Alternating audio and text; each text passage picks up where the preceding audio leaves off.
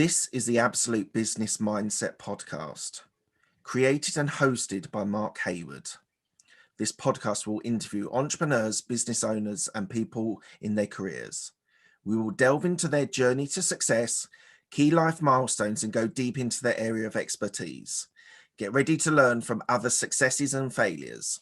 Today we have Angel Ribo, who is the CEO Confidant. Hello, Angel. How are you? Hi, Mark. Great to be here. Thank you. Thank you so much. And obviously, thank you everybody who's listening to us today. Well, thank you for joining me. It's going to be an absolute pleasure, I'm sure. What I just wanted to give people at the start is a quick synopsis of who you are, what you do at the moment, and then we'll go back and tell the story. So you help sales teams be profitable custodians, which I'm sure we'll talk about later on what a profitable custodian is, in sales negotiation, equity creation, and all based in Dallas, US at the moment. Is that right? Yes, thank you. Right. We are going to go back to your university at Catalonia, your engineering computing engineering degree, but I want to just touch on one thing first. You speak 6 languages. Yes. Wow. So is that all based around your traveling and where you've lived in the different locations, or was there languages that you wanted to learn and you went and learned them? Well, that's a great question. First of all, as you know, I come from Catalonia and I was born 1 hour away from Barcelona. So we are right south of the border with France. So in my school, at my age, English was not taught. So French was the only option. So thank God that was the case, because otherwise I would have never learned French. So, I really, for some reason, I was really ready to learn foreign languages. Probably one of the reasons is because, as you know, in Barcelona and Catalonia, we speak Catalan, which is a language between Spanish and French, right? So we have more sounds, the phonetic is more complicated. So I was learning French there. And mom and dad, they said, hey, Angel, although they don't speak a single language besides Spanish and Catalan, they said, Angel, we want you to learn English at the same time. So they enrolled me on a private school. So since I think it was 4th grade, I was learning French in school and I was learning English outside of school. And then magic happened, which was, mom and dad were they saved some money for me and my sister to go to Scarborough in the UK to learn English. And that was in 1981, 82. So that means that I was 13 years old. And that changed my life forever. If you have ever tried to learn a foreign language, you're always translating, right? You're always translating. So me going for a month to Scarborough meant that I went to Scarborough having to translate everything in my mind. And when I came back, I didn't have to translate anything. I was speaking English automatically. Automatically. I mean, I remember going back to my private school class and everybody was, wow, you've really learned a lot. And I have to tell you that trip, not only my sister went to the same school in Scarborough, but also my cousin. And I did the following thing. I was given the choice, who do you want to stay? I mean, what kind of family do you want to have? And I said, I want to be in a family in which I don't speak a word in Spanish in a month. Right. And they put me in a family. I still remember mom and dad and the 3 kids they have, 2 boys and 1 girl. I was sharing the room with a Swedish guy. Right. It was a Swedish guy. So I was, and the thing is, God helped me so much. This Swedish guy, oh my God, was he an introvert? Okay. Was he an introvert? So I spent the entire month speaking English with the family, and they would take me everywhere, and we would go to so many places.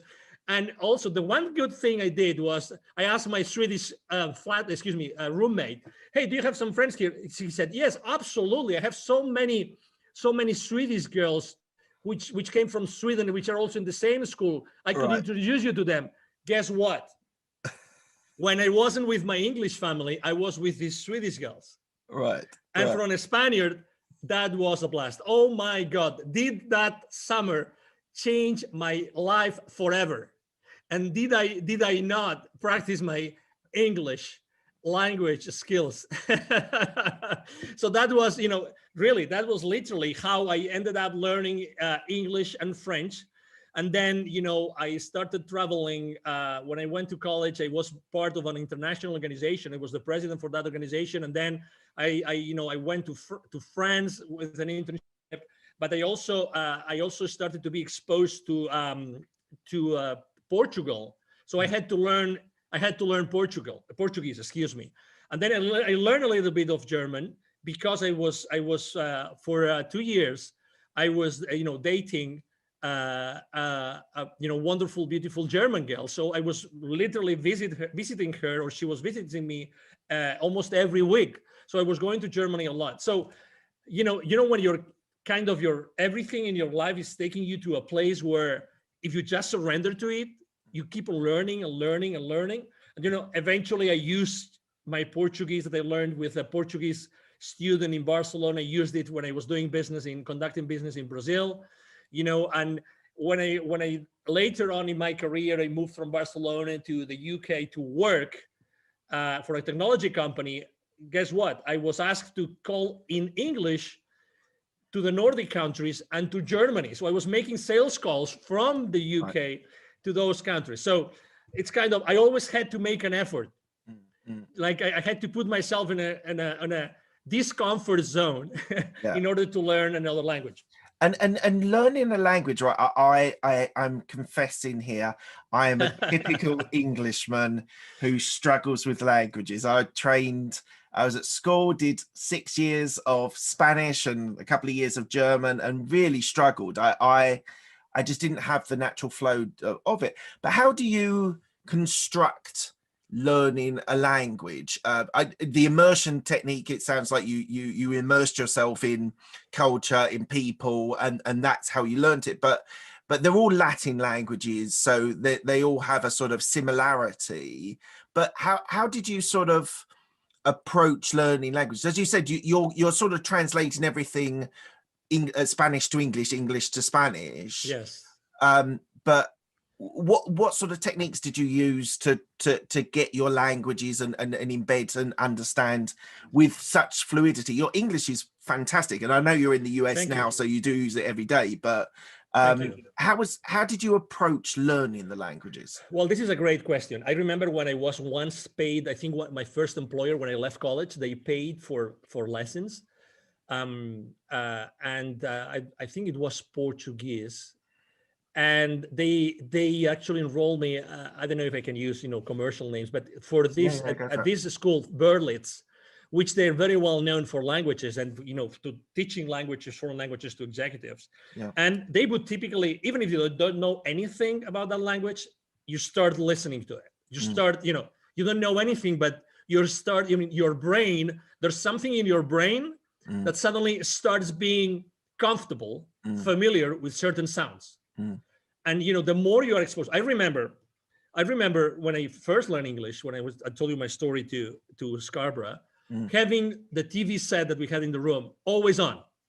It doesn't matter, always on. I would never do that today with the amount of fear that there's in the news. But, at that point, it's always getting used to the language, even if I didn't understand what they were saying. It doesn't matter. So you actually used a word which is called immersion. There's a guru in human behavior, who is Tony Robbins. Oh, right? Yeah, I know Tony. If you ever listen to, obviously you have, or you attend one of his events, right? He talks about immersion all the time. He always makes this funny story when he started to learn polo, being on his horse and everything. Immersion. Even if you had to pay to learn a skill, but you can literally land, land in a place where that particular skill is being used. Yeah, that's the best way to do it. And again, it doesn't have to be perfect. But put yourself in a position in which you are stressed out, literally. Right. You don't feel comfortable because you don't understand anything. It doesn't matter. But your brain is starting to tune into the expressions, the phonetics. As you know, there's a certain way that every language has its own music. Yeah. Besides its own syntactics and grammar and everything, it has its own music. I think that music is as important and as the language and the words themselves. That has been my experience, Mark. Fantastic. Thank you for that. So let's go to your university degree. So you did engineering, computer engineering. So Exactly. at the University of Catalonia. Yeah, yeah. So just tell me a little bit about your upbringing in Barcelona and why you chose to do computer engineering as a degree. Yeah, that's a great story. I'm just having, memories from my high school time now. So I was born in a city. You speak Spanish. You've probably been in Spain. I was born in a city called Lleida, which is 1 hour away from Barcelona. Okay, so it's a 250, 300,000 people, city. So it's still a small town. So when I was, in high school, and actually in middle school as well, that started in middle school, I really loved computers. I didn't have a computer at home. But in school we had this lab with 4 computers, and I don't know if they were of a British brand or an American brand. They were called Acorn. Acorn. Yeah. It was. Oh, you remember them? Oh my God. Yeah. So I mean, I remember. I right now I have in my mind the lab with those computers. Yeah. That one of them, guess what, had a tape recorder, so I could record my programs. Right. Oh my God, I loved it. I mean, I totally loved it. I remember that thanks to that, my dad bought me an Apple IIc computer while I was in high school. Apple IIc. Right. So it was the most fancy Apple II that existed at that time. One of the few in the place where I was, actually the only dealer in that place. They knew me because I was all the time there looking for, software and everything. So that's how I started to like computer science and computer engineering. I was really good in programming. As I was progressing, actually one of my father was a CEO of a conglomerate of food related industry. Right. Companies, and he asked me, hey, could you do this inventory program for us? Yeah. And then suddenly for the entire summer I started to write in basic language. Yeah. Okay, a program for taking for controlling the inventory of that particular, it actually was a fish farm. Okay. So, and I loved it so much. It was so good. Obviously, I always had great grades. So when it was time, my last year in high school, when I was a senior, and I was asked in Spain, you have to go through there's a grading system, right? And I had to pick which schools I wanted to, which colleges and universities. And I said, okay, so I would like to go to the school, computer engineering school in the Technical University of Catalonia. And I was, thank God I had very good grades, so I could get really into computer science. Yeah. But guess what? The first year was physics, math, calculus, programming, theory of information theory. I, with all due respect to all my professors and teachers and everything, I hated it. I hated it. Okay. I mean, the first semester was, I barely could pass, I think, 2 of the subjects. I mean, it was really difficult. And then the second semester, oh my God, I said, I don't like it.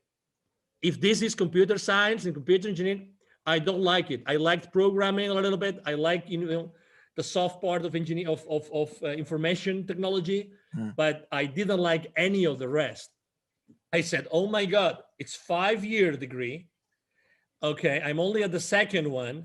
Oh my God. To be honest, I said, I don't know how am I going to do this, but whatever.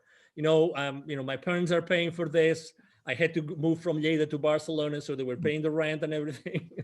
So fast forward, to be honest, I had to wait actively 3 more years until, again, I liked computer engineering subjects because they were more like, computer engineering or computer science in organizations, information systems, stochastic processes, things that were really more attached to reality, as opposed to, calculus and side. Yeah. Exactly. And I am a very hands-on guy. I really like to be around with people, and I like to have human contact.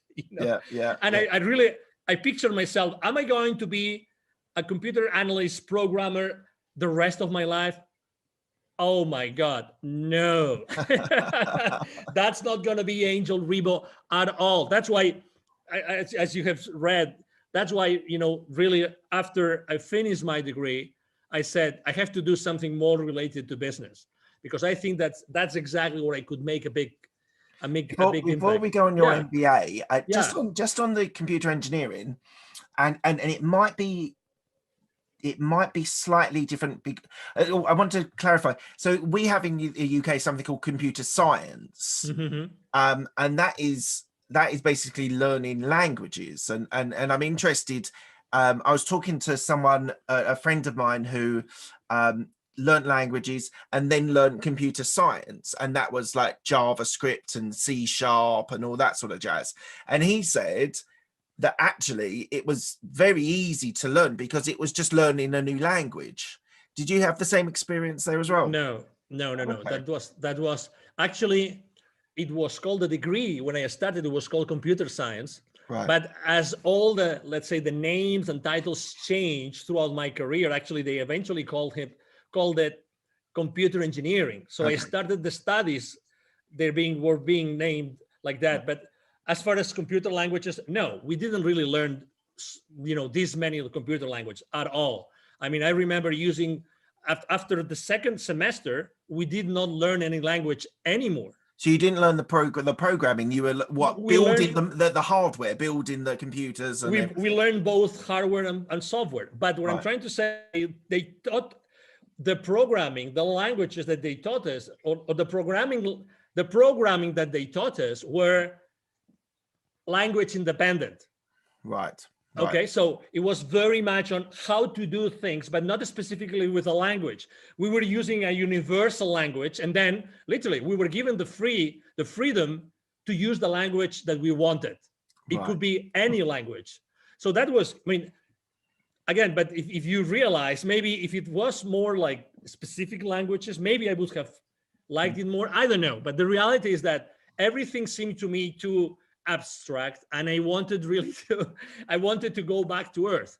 And that's, as I mean, reflecting upon what I had done in high school, again, it was very down to earth. I was able to deliver specific results. I mean, as much as I am a strategic guy, but to be honest, I'm a strategic as far as the rubber can hit the road, really. Right. Otherwise, it doesn't serve me. Right. It doesn't serve me. And I need to see those results, because at the end of the day, I think that has helped me a lot in my life in general, like really wanting to see those specific results, those specific outcomes of everything that I have done. Yeah. So you then did an MBA in Barcelona. Yeah. Was that to give you the business experience? Yes. And Actually, one other question, sorry, a follow-up question. Yeah, of course. At that time, doing an MBA, did you want to be an employee working for a big, whether it's computers or whether it was a business or finance, wherever? Did you want to work for a big corporation, or did you want to be an entrepreneur at that stage? That's a great question. I'm going to tell you. So while I was studying, in order to make money, I was actually working at the same time. Right. And I was working, giving education, computer education, teaching WordPerfect and Lotus 1, 2, 3, to the employees of the university of my own college. Okay. Mm-hmm. But the first job that I got before I graduated, I was actually at the rector's office, at the president's office of my own university. Oh, wow. Okay. Because they opened a position in the international, it was called the rector's office, Department of International Relations. And that was my first job. My real first full-time job was like this. So it wasn't related to technology at all. So while I was having that, while I was, doing that job, I was there for 5-6 years. I was actually studying, my MBA. If you ask me why, because I really wanted to have a different perspective of the world. I wasn't thinking of where am I going to work, what kind of role I want to have. I wasn't that strategic. The only thing I knew was that I needed to have additional knowledge if I wanted to go with a higher level of comfort to work for any corporation. Right. So I started working in international programs, and then I started traveling extensively. And we had these wonderful relationships and trips to the UK to talk to the Imperial College and the University of Manchester School of Architecture. And we would go to all these many, universities in Europe, and also in the US and in Latin America, which were mainly the places where we would have, relationships and programs and things going on, right? So that was actually my first full-time job. And it was thanks to a bad personal experience that actually I decided to move out of Spain. But when I was still working, and let me tell you the story because you're going to like it.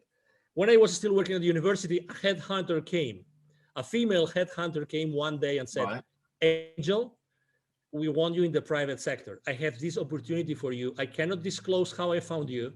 And actually, I still don't know today why. Okay. But, well, I know why, but I don't know how they found me. But anyway, Okay. we would like you to work in this particular company. I think you would make a great fit. And it was an audiovisual company. Okay, so they would do all sorts of audiovisual productions of any size. It would be the launch of a new car for Jaguar, or it could be like the 100th anniversary of FC Barcelona, just to give you a couple of examples. Yeah. But the reason why I mentioned this is because eventually I was fired from that company. Okay, so that was interesting. What did you do? What did I not do? What did you not do? So there was a lot of politics involved in that company. I was hired by one guy, and I made a mistake, which is I allowed myself to say to accept a position because this guy said, "Hey, we are reorganizing this part of the company, and I'm not gonna be your boss anymore. So before I hand you over to the new boss, I want to give you the opportunity to go to another side of the company. It's up to you. You decide what you want to do." Right. Okay. And I really didn't know nor my potential new boss at that division or this other boss. So I said, okay, let's go to this other boss, this other division. And that was my life sentence. Okay. That was, but anyway, but that's okay. And that was before. You learn from these experiences, don't you? My God. Oh, absolutely. Because, I was supposed to be in charge. Do you remember the 2000 effect? How going from 1999 to 2000? Yeah. Y2K or whatever it was called. Exactly. The 2K effect. Nothing happened. Exactly. Nothing happened. Nothing happened. The clock just ticked over. How many trillions of dollars, of pounds were spent for that, right? But anyway, so I lost my job, and then I had this conversation with my headhunter. Hey, I'm glad that they stayed at that company more than 6 months, so you get your full fee. I told the headhunter, but okay, could you tell me why did you really come to pick me from the university and take me to this private company? They were really a good company, and large and very, very well known. And she goes, well, because I needed someone really flexible. Okay. I needed someone. There was something that I really liked at the interview with you, Angel, which was and she said, so if you're ready for this explanation, Mark, she said your feminine side was the part that really attracted me. And I said, what? And what did you go? What? Obviously, I've lived in so many. I'm so open to all obviously of so many sexual orientations. I have friends all over the place with all orientations. So I said, what do you mean, right? Because I wanted to know. And she said, I want you to know something. And actually, it was the first time ever someone told me about this. So we all have this feminine side and this masculine side. We all have this. Like it or not, it's a reality. Yeah. And for what you stand in the world, you have this flexibility that's very difficult to find, in full-fledged masculine roles for men. And, I found this in you, and I knew that you were going to do a good job, regardless of what happened at the end. So anyway, that was my last job in Spain. And then it was when, the universe had a wonderful position for me in the UK. And that's how I. And so what did you do in the UK? Yes, I worked for my first ever American company. Right. It was a high tech company in this technology park in Fleet. Yep. I think is it Hampshire? Fleet. Hampshire. Yeah. I think it's Hampshire, exactly. So, and basically, I was part of the inside sales team. I started as an inside sales guy, and then inside sales team leader. And I was like, basically, first making phone calls, a lot of phone calls, trying to get appointments for my field reps. Right. And my field reps were in different countries, and I handed over those leads to them. And then I became a team leader. And that's what I was doing. It was my first sales role ever. And I loved it. I loved you it. enjoyed it? It's a people business, isn't it? It's a people business, yes. And we had all those call blitzes, that we had to make X number of calls, and if you reach that goal, then you had a bonus, and then you would talk to the field reps, and they were super excited that you got them this amazing sales appointment with the CEO of that corporation. That was so exciting. I really loved it. I really liked it. And then I see you moved to Mexico. Is that right? To do sales there as well? Exactly. I moved to Mexico. The company I was working with in the UK, American company. I went to a sales boot camp in Boston. They were based in Boston. And I decided to take a vacation after that boot camp in Boston. And I said, I'm going to take a vacation. I've never been in Mexico as a tourist. And then I'm going to go to Cuba. And it was while I was in Cuba, and that's the reason why I moved then to Mexico. I had my first spiritual experience ever. I mean, I was very down to earth, and I didn't know what a spiritual experience meant. So I remember reading that book while I was in Cuba. And I was reading this book. Is called The Celestine Prophecy. I don't know if you've ever heard of this book. No. The Celestine Prophecy. I recommend it to you. Okay. It's written by a guy called James Redfield. The Celestine Prophecy. It's basically a book that talks about the energy and how everything is energy and everything around us is energy. I love the concept. When when you're reading something and you're feeling that you already know that, and you're feeling excited about this. So it's the story about a series of scrolls that are being found in the Amazon side of Peru. Okay. Right.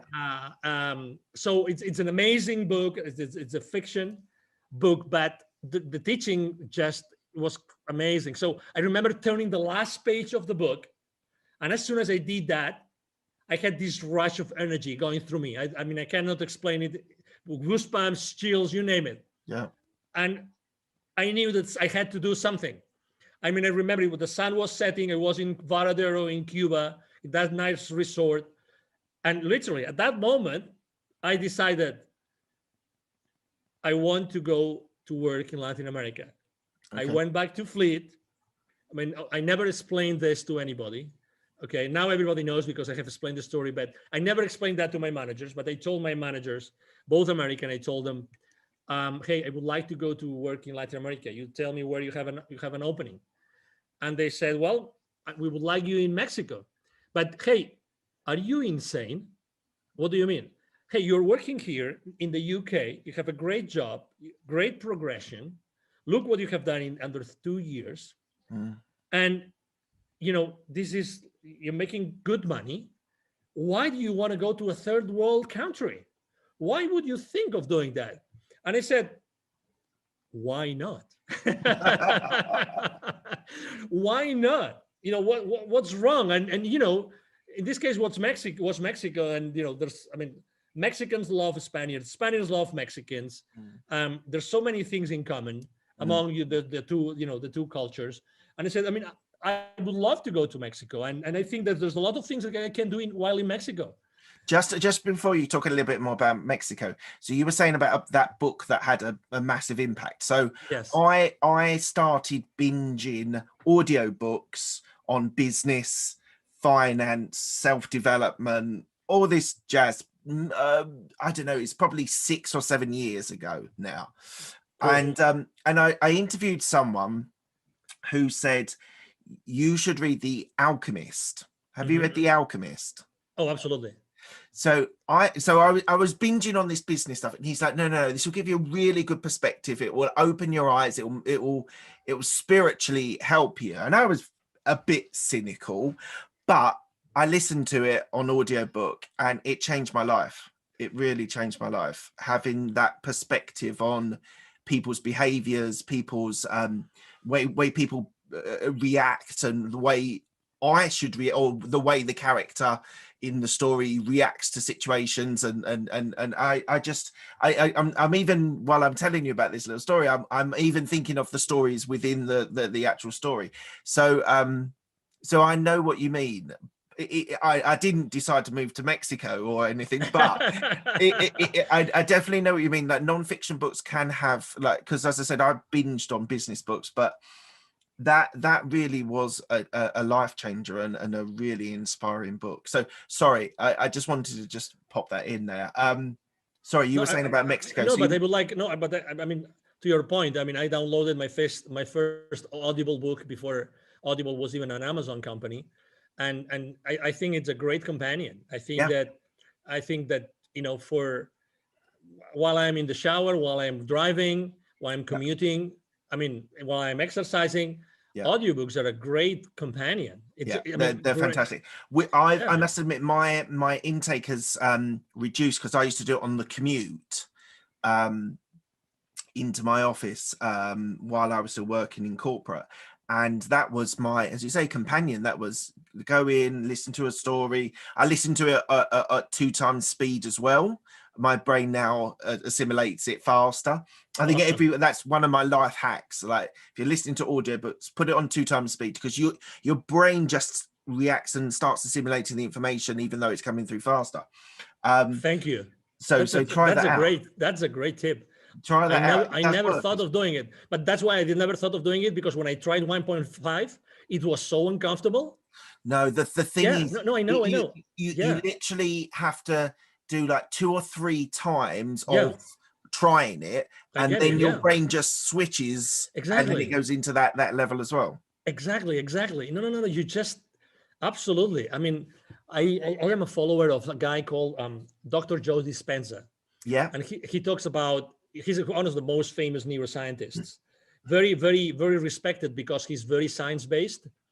And he talks about neuronal connections, how they are being built, how they are being, if you want to change your limiting beliefs, how do you have to replace them by others, these kind of things. But now that you said it, I immediately saw it. Exactly. That's the place. You have to be in an uncomfortable place. As many other things in life, you have to be in an uncomfortable place in order to get yourself into a completely different level. And guess what? You just said it. It's a life hack. It's a life hack. I'm going to do this immediately. I mean, thank you. Well, don't do it until we finish the interview. Thank you. Oh, yeah. No, but I mean, just because of this is a life-changing piece of advice. Thank you, Mark. Well, no, honestly. My absolute pleasure. So let's move from Mexico. You then moved to Dallas. And I thought it was really interesting when I started reading. So was it, I don't know how to pronounce, Dassault Systems? Yes. Dassault Systems. Yes. So you moved there, and you were doing the Mexico account in the office. But you did sales and marketing. You were there 10 years. So you were there a substantial period of time. Absolutely. You did marketing and sales, account management, sales leadership. So what made, first of all, what made you move to Dallas? And then why were you compelled to stay there for such a long period? Yes. The first thing, I moved to Dallas because at some point in 2010, the vice president for sales, he came into the country and he said, "Hey, Angel, if you want to offer you a better position, you have to move to the US, because we are a US-based company. So if we want to offer you," so he helped me tremendously. Great guy, and great company, by the way. Dassault Systems is a great French company. Right. So that's the reason why I moved to Dallas. Also, I was a bit reluctant in the beginning to move to the US. Sometimes Europeans, we're, biased on our thoughts, and it goes both ways. So, some of the Americans don't like Europeans. Exactly. Well. But I have to say, it was a great move. Also, I had 3 kids in school age.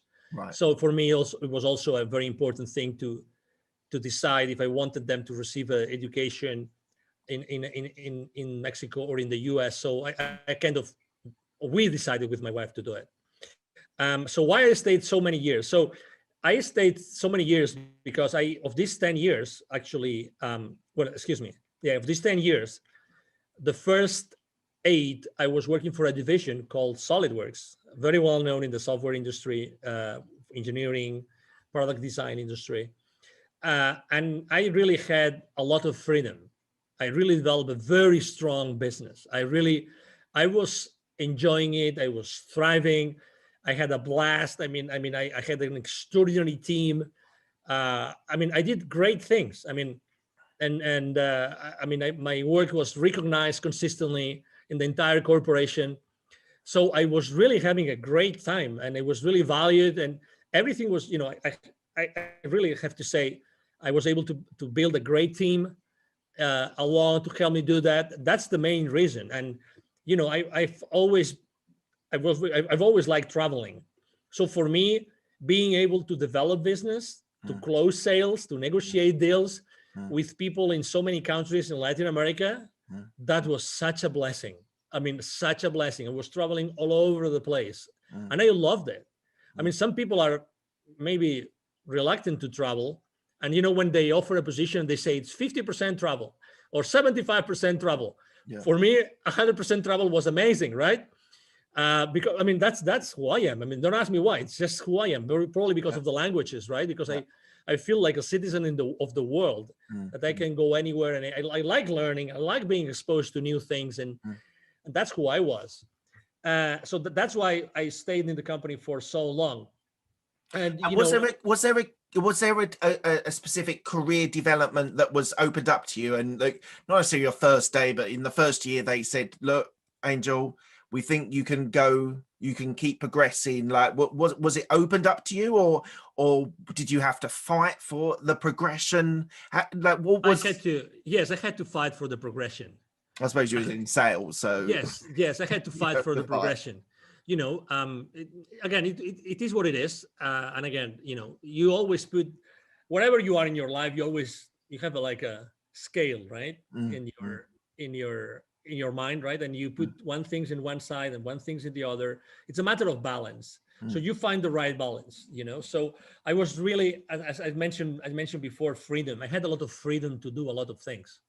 I developed a certification process for my sales force, a certification process for my entire channel, distribution channel. I designed training programs. I had so much freedom, and I could do so many things. And we had no boundaries. We could do anything. And we deployed strategies in Latin America that nobody had deployed worldwide, literally. So I had so much trust from my managers and the leaders of the company.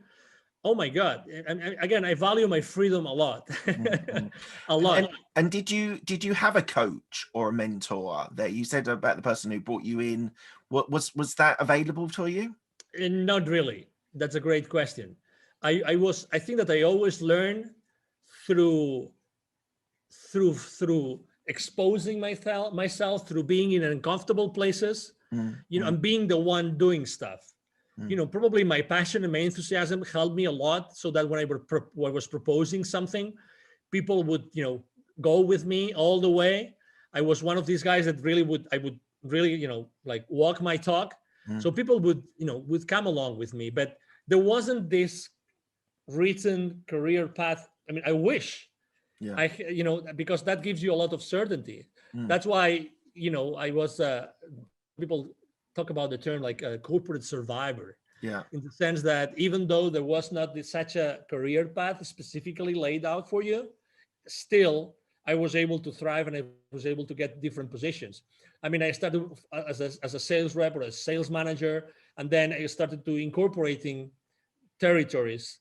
That's something that happens at corporate, right? You keep on bringing additional territories, additional revenue, right? And eventually, when I moved to the US, I incorporated, strategic accounts and accounts that were present at both sides of the board, and these kind of things. Right.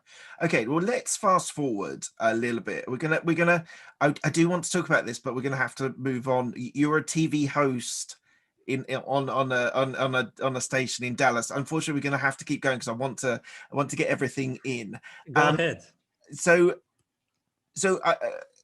what I suddenly started seeing at a certain point of your career, you created CEO Confidant, which we'll talk about in a minute, but you started doing philanthropic, it's charity work that you started to do. So you became the president and co-founder of Wisdom for Kids, and you also, this is not so charity, but you became the CEO of Divine Human Ventures, which is helping the gap globally for companies to reach different parts of the world.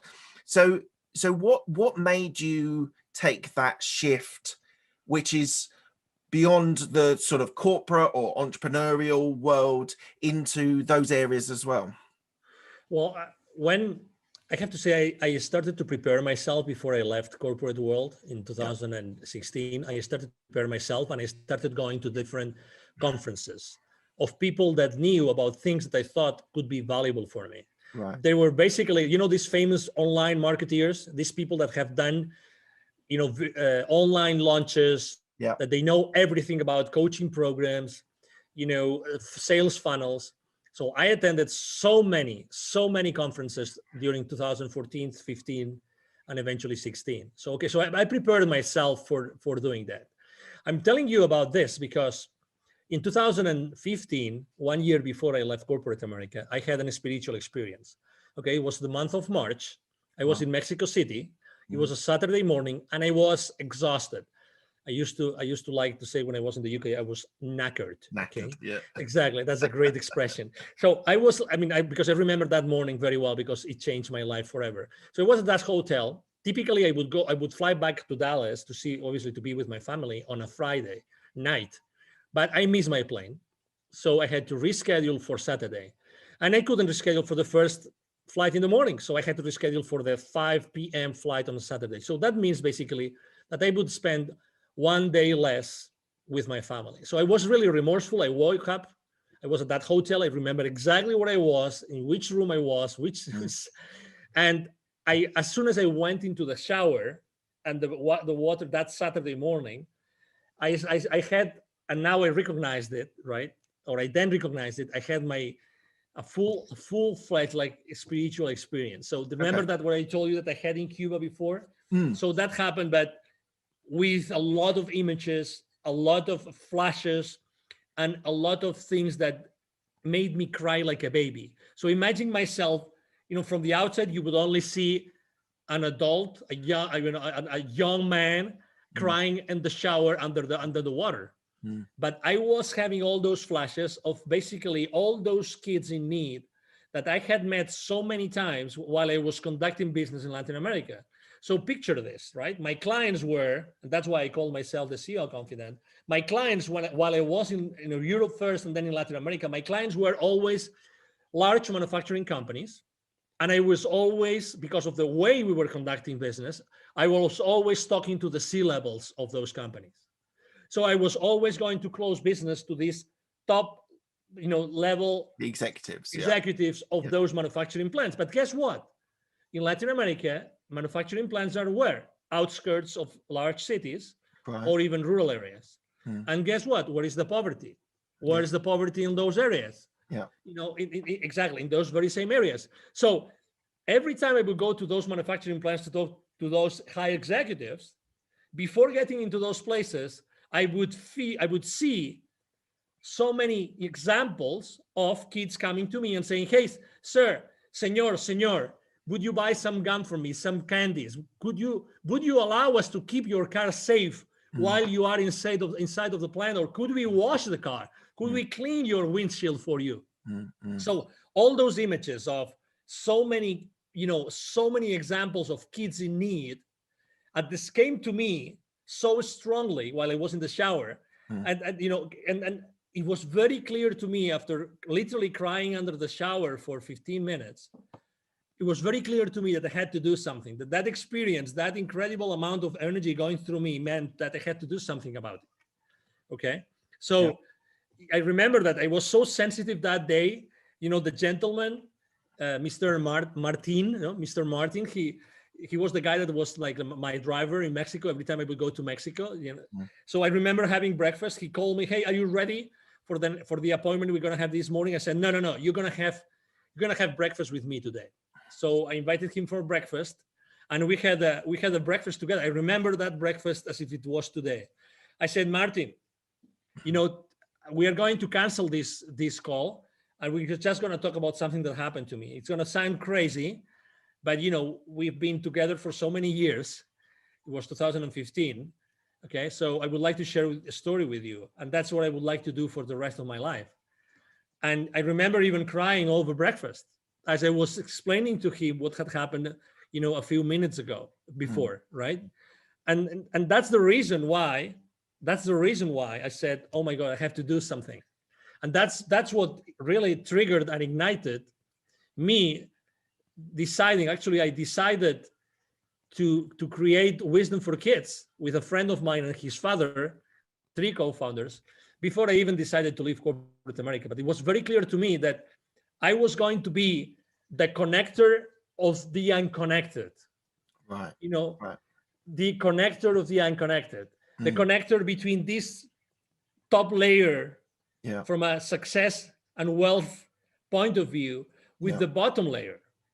Right. And obviously, through my work for so many years, I had not only sold and developed business, but I also had trained my distribution channel, my distributors, my resellers, my business partners. I had taught them how to become, good companies, I had helped them to grow their businesses. So I was always doing this, like helping these partners of ours, grow their businesses, but also eventually the main goal of all the services I'm providing to my own clients, to those manufacturing companies, was how to accelerate the growth of their businesses. Right. So you see, there was this common denominator.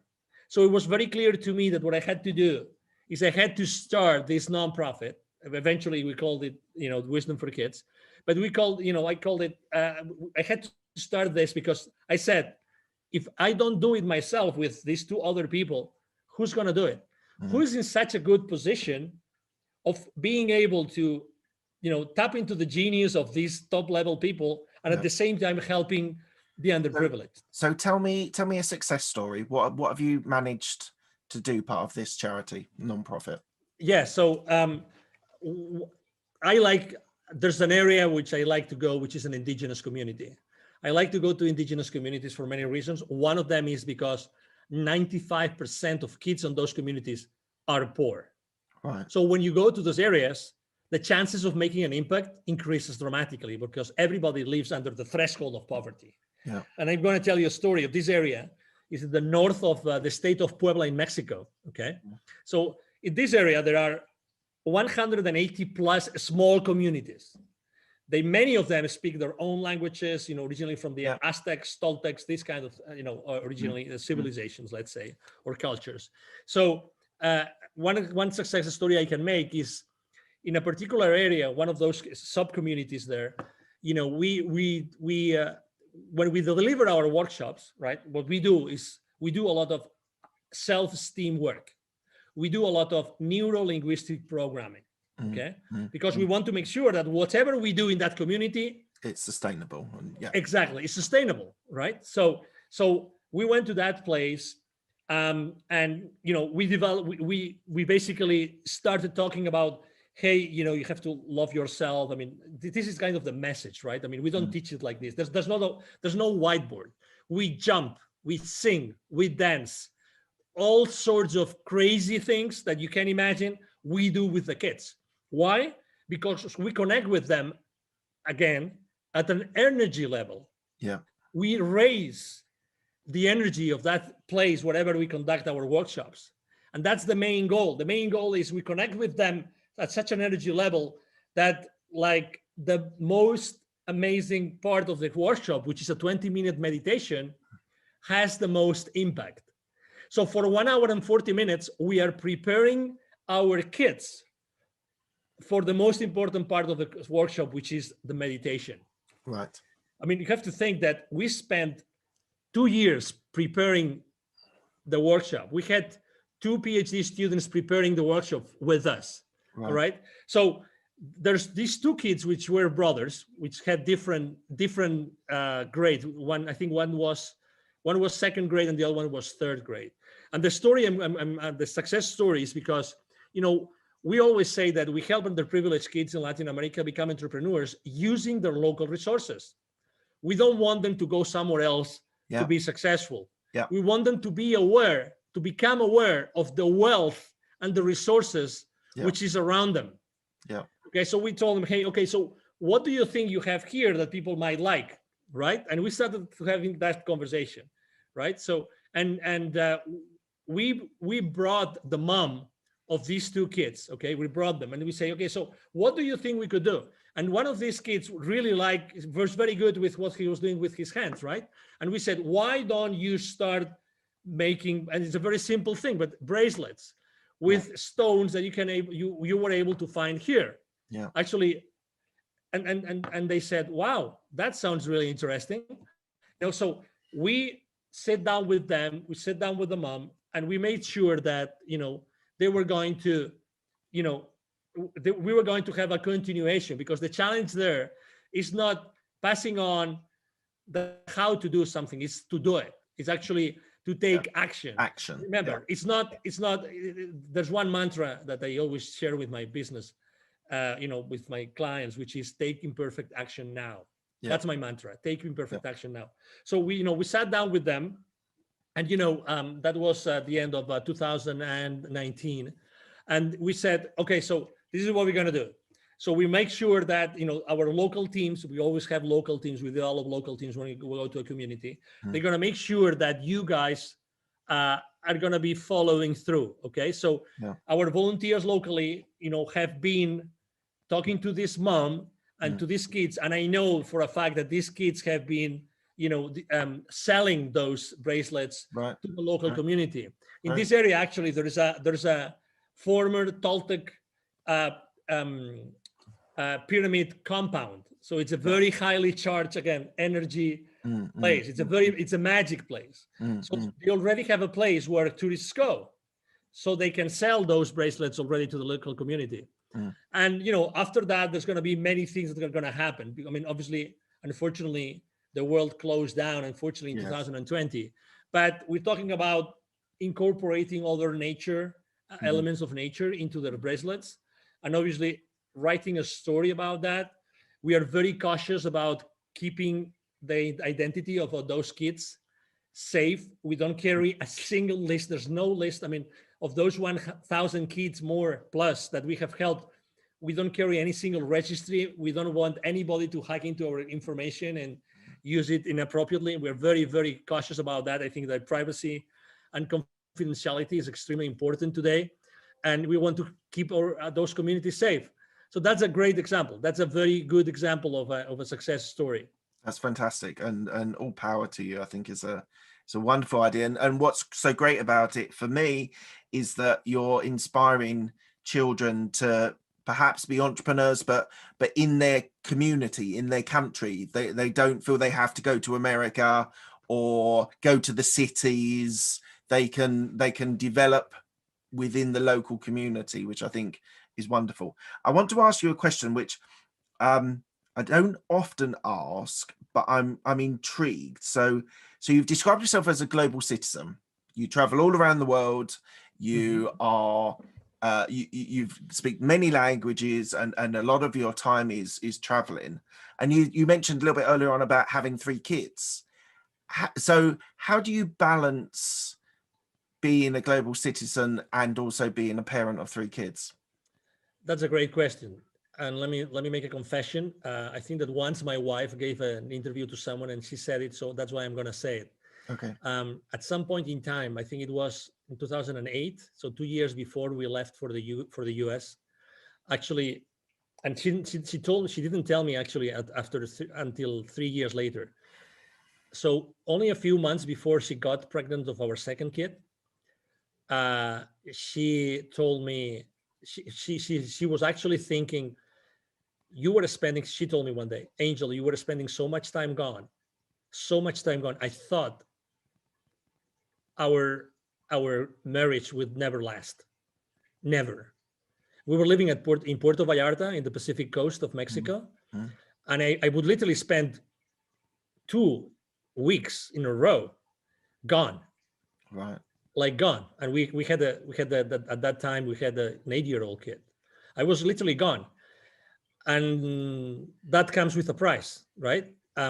So I loved, obviously I was gone because I loved what I was doing. I totally loved it. But so so that came definitely with a toll. right? And when I made the decision of leaving corporate America, actually one of the main reasons besides my nonprofit was I really would like to spend more time with my family. And let me tell you, I've taken my second kid, my 12-year-old now, I've taken him with me to do what I do. Right. And it's really eye-opening because I remember when I took him for the first time, we got to the place in the mountains. It was a very poor village. Mm. There was the Sunday market was on. Mm. It was dirty. It was smelly. It was raining, cats and dogs. Mm. And my kid, like we had literally, we took a 6.5-hour bus from Mexico City to that place in the mountains. Oh, okay. Yeah. Yeah. Okay. And my kid said, Daddy, I want to go back home now. I don't want to be here. Oh no. I don't want to be here. That's not what you want to hear, the whole landscape, the whole scenario was so, let me use the right word in English, appalling for a kid that he said, I want to go back home. I don't want to stay here. I really don't want to stay here. Well, luckily enough, the next day it stopped raining. It was, as you know, in the mountains, then it was warmer and it was very nice sun. And then obviously he was involved in delivering the workshops. Yeah. He was one of the highlight of the kids because they got to see a kid from a completely different life with them. Yeah. And then he changed the way that he was seeing the whole wisdom for kids that Dad is doing, Yeah. And it was a great experience. And now he knows and he understands exactly what an underprivileged kid means. Yeah. Yeah. And absolutely. but yeah, but it was, to your question, it was very difficult. Now I work, my office is at the second floor at home, we have a 2-story home. Yeah. And it's different. And I spend a lot of time with my kid, and actually now he's in school, but most of the time he listens into my podcast interviews. Right. And not only that, sometimes I ask him to write posts. He's brilliant. He's much smarter than me. Needless to say, his genes are much better, much better. And he's brilliant in English. He's brilliant. He got this prize from his school for his English, skills. He writes really good. So he has he made his own computer, and he has it next to me here in the office. Thank God we have a large office. But I love to have him involved. And every month I have my daddy son night, my daddy daughter night, obviously my daddy mommy night, right? Date night, we call it. But it's important because otherwise, just to mention something, the last 12 months, how difficult have they been for the families? Do you know what? So I left corporate in October 2020. So I'd sort of been living a dual life. I had my corporate career and then I had my podcast and various other things. And I was sort of leaving the house at 6:30, 7 o'clock in the morning, coming back. I had US clients, so I was coming back 8:30, rarely seeing them in the day. And I think one of the things that COVID has actually done is, so I'm working from home. We've managed to make it work. I can close the door if the kids are not, if I'm doing an interview, but actually being present. It's not always that you're I'm doing a little bit of homeschooling at the moment. We're in lockdown in the UK, but my wife's brilliant and she does most of it. But just being present and being around and having meals with them and having breakfast with them and being involved in their lives is probably, for me personally, the biggest thing that COVID has given me as a benefit. Now, obviously, there's terrible, terrible stories and deaths, and people I know have had sorrow and sadness. But the one thing for me that's been great, it didn't push me to leave corporate America. I was leaving. I just hung around a little bit just in case what was going to happen, because it was also new. But I think the thing is making a really important point that that I wasn't necessarily traveling a lot, but it just, the corporate world sucks you in and it wants more and more from you, and naturally your kids and your wife and other and people around you, They're the people that suffer. It's great. I mean, if you think, now that you have I have to say that after leaving corporate, I was by myself in the desert for many months. Okay, Right. I had to adapt. Yeah. Yeah. I mean, for me, it wasn't automatic, right? I mean, although I was successful and blah blah blah, regardless, I thought it wasn't enough. I thought until I one day I sat down and started to make some accounting. How many clients have I seen? What were the achievements? How many people have I met? What did I do to help them? What, all these kinds of things. I felt that it wasn't enough. So, I mean, everything works out, right? Yeah. It's true that when you work in this large structure of a large corporation, you give so much away, Yeah. so much. I mean, and you typically never feel fulfilled. You typically always feel that 100%. it's not enough. You Yeah. have to, you have to give enough. You have to give more. You have to give more. You have to give more. And there's never, one of the things that I will change if I was going back is the vacations. When I Right. would take a vacation, I always have had my mind still in my job. Mm. Always. Mm. I remember one time I said, okay, I'm going to go really far. Like I'm going to travel, not to Europe, but I'm going to travel to Hawaii because they are in the middle of the ocean. Yeah. And I will not have to talk to any of my resellers, any of my salespeople, nobody. I'm going to be there 3 weeks. I remember as if it was today. I couldn't do it. So I was a corporate animal. Yeah. Mark. Yeah. Like, you know what I mean? I was like completely embedded Yeah. into that so work. was I. So was and, and I didn't feel that it was wrong. I feel that that's what I have to do. I'm responsible for my business. Yeah. I'm responsible for my coworkers, for my, direct reports. I'm responsible for that revenue. And if I don't do it, I am not ethically and morally, I'm not doing the right thing. And it is so wrong. It is so wrong because you give away the most precious time of your life. Absolutely. Right. Let's talk on some more cheery things. So your entrepreneurial experience is all based around the CEO Confidant. So, so it's about sales accountability. One of the things that I want you to talk about is a profitable custodian. Yeah. Now, this was a phrase which I've never seen. Now, I've interviewed probably 80 odd people, maybe. Yeah, about 80. And I've spoken to salespeople, people that started in sales. And so what is a profitable custodian? Yeah, so this is that term that we developed together with one of my business partners. Okay, so his name is Neville Joffe. He's an executive educator. So one of the things that we tend to think as entrepreneurs is that we have to do it all ourselves, and that's so bad. So bad. I think that we have never been taught to really collaborate and establish strong business partnerships. So that is exactly what I did with this gentleman. So one day we were having a conversation and we were talking about this term and of the employees being the custodians of the company's profits. And I said, hey, we have something here.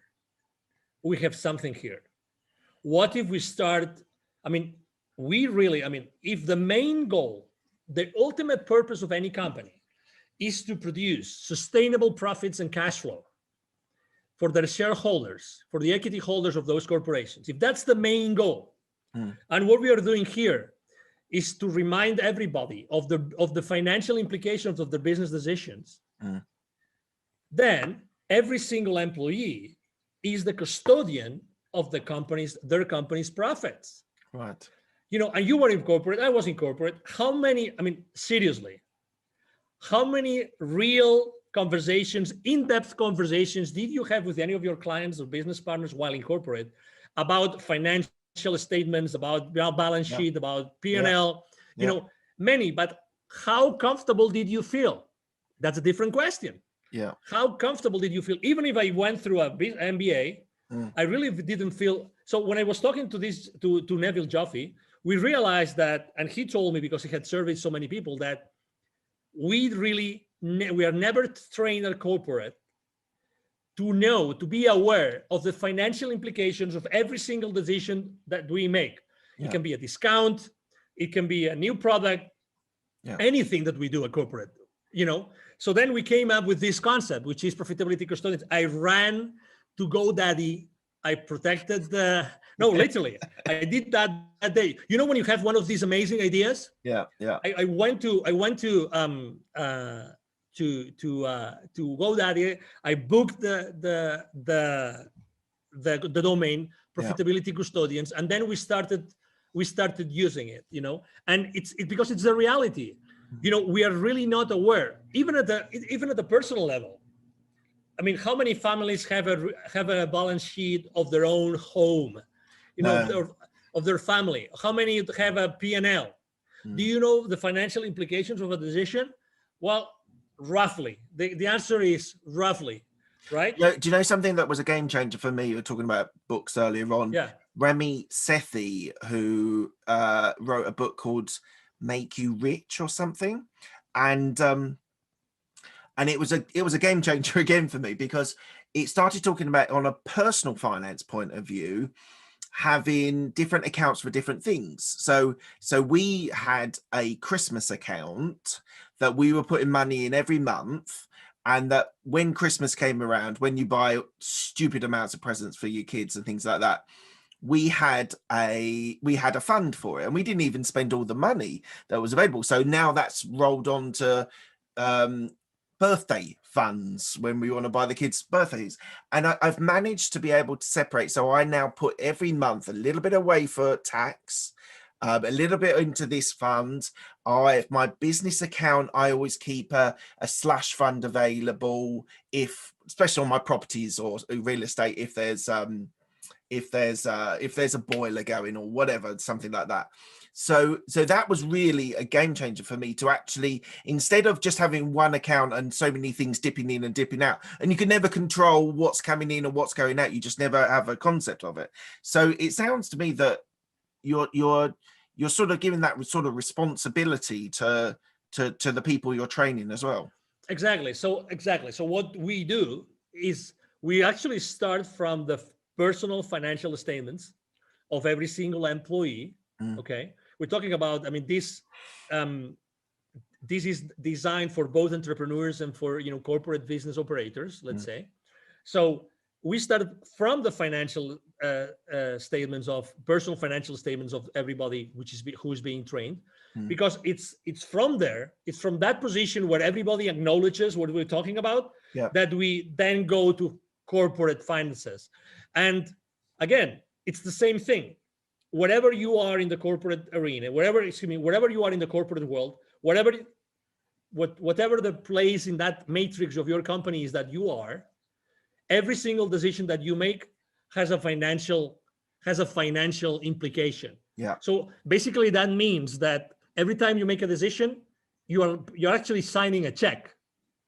But the CFO doesn't know, but you're actually signing a check. Yeah. So every single employee are signing checks. That's why they are the profitability custodians. And exactly, it's a very unique term. But every single employee is the profitability custodian of the company's profits, because that's the nature of the company. And that's a blind spot.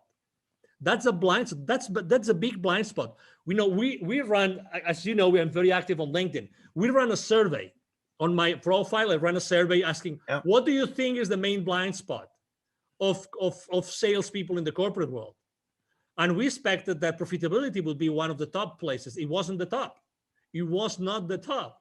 So that's why, again, even though every single company exists, in order to produce sustainable to increase sustainably, shareholder value and cash flow, that's the main goal of a corporation, then very little is done at an employee level. Obviously, the CFO knows what he's doing, but how much is being done in order to align? 100%, especially in corporate, because people that I worked with.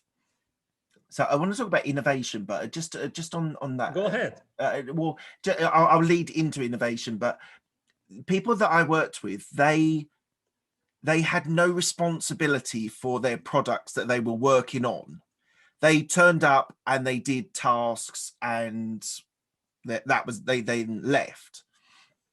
And they had, as you say, they had no responsibility of trying to make it more efficient or to raise revenue or go out. And the reason why I was successful in it was because I was interested in business development and actually finding new clients, finding new markets. So I know sales is slightly different to what my experience of corporate America is, but how does innovation sit with the people that you work with in the sales environment? So innovation for you in the sales arena is different to I was in KPMG and PwC in their software, so I helped sell and implement software.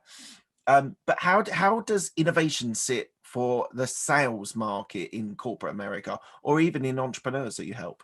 So do you mean, are you talking about the importance of innovation within because my I think customer people, base? Or well, I think people just aren't aware of the importance of and I mean innovation as in making a difference, making a change, in trying to make something better, whether it's with a client or within an internal system or whatever. Yeah, I mean, I think that, in theory, everybody embraces innovation, right? Because innovation means you are able to create something new. We are all by nature creative. We love to create, but then there's this gap between, okay, I create all those things. You mentioned several products. You create those products, but okay, in order to deliver those, there's going to be something involved. In order to market those, there's going to be something involved. In order to sell them. So this is the gap which is being forgotten.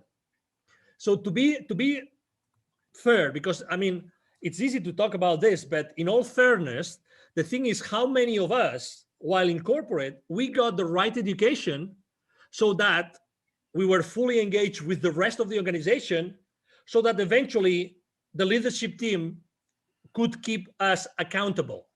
That's the thing. That's the thing. If you want to keep your employees accountable, it's not fair to do it unless everybody is really engaged because they have been provided with the right level of education. And that's where the gap is. That's where the gap is. And again, it's a matter of priorities. It's a matter of priorities. So for instance, I was also selling to many different industries.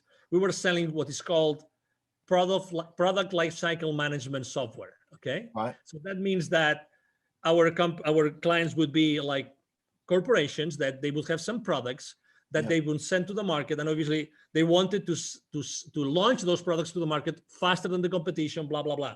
Obviously innovation was always there because our tools were helping them to be really innovative and to launch to market, the time to market, right? Time to market. Right? So innovation was always there. But again, it's not only that you have a great idea and you're able to make sure it's going to fulfill your client's needs. It's not only that, because something that also, again, another gap. When you're selling something, how many times do you really care about the profitability of your client when they buy from you? Because at the very second that you close a deal with them, you become a liability. You become a liability in your client's financial statements. Yes. And it's a great revenue for you. Yeah. But until the returns, until the client sees the returns, you are a liability. You tell me, as a salesperson, how many times you have the tough love conversation, the tough conversation with your client, in which you say, okay, but I'm only going to sell to you unless we really have a tough conversation about how that is going to help you increase your profitability. Nobody does it.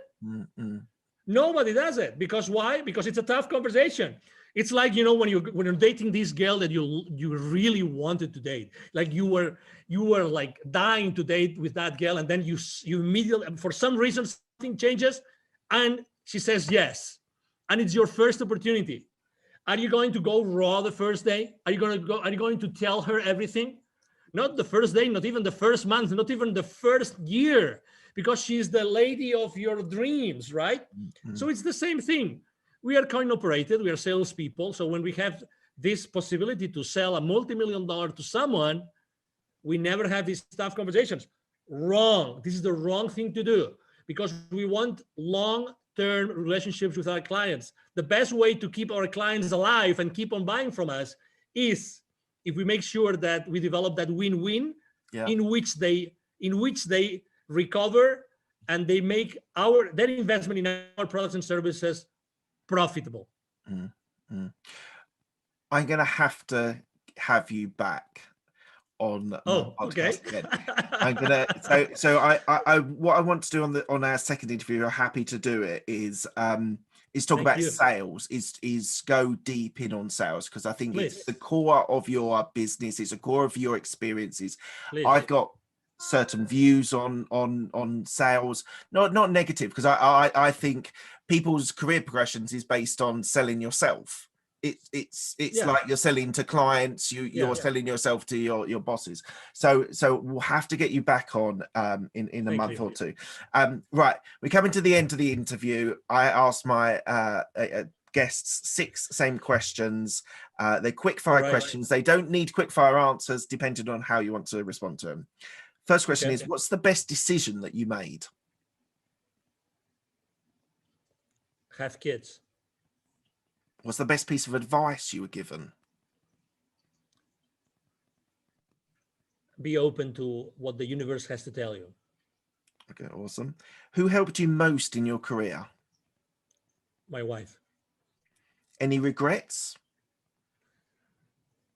A lot, but I wouldn't be who I am unless I had gone through those challenges. So that's okay. I'm a human being, so I am still wired, and I still feel that I did something wrong. But really, I'm happy to be who I am with all my flaws. That's fantastic. What are you most proud of? Well, what I have achieved. I've helped so many people. All the lives that I have been able to change. Awesome. And what does legacy mean to you? Well, legacy means all those things that the people that have been able to impact, to your previous question, all those memories, all those examples that I was able to give to all these people, the people that I was able to lead throughout my life. And that includes obviously my wife and my kids. Fantastic. Thank you very much. Where can people find you? Thank you. Yeah, very easy. Go to LinkedIn, Angel Ribo, the CEO Confidant, or send me an email. Ribo is spelled like R-I-B as in boy O. So my email address is angel, as in heaven, angel@angelribo.com. And I have to tell you, or myself or someone in my team will be, kind enough to respond to your message. So don't hesitate to write to me. That's fantastic. Thank you very much, Angel. It's been an absolute pleasure. Thank you. The pleasure has been mine. And obviously, thank you very much to the audience who has been listening to us.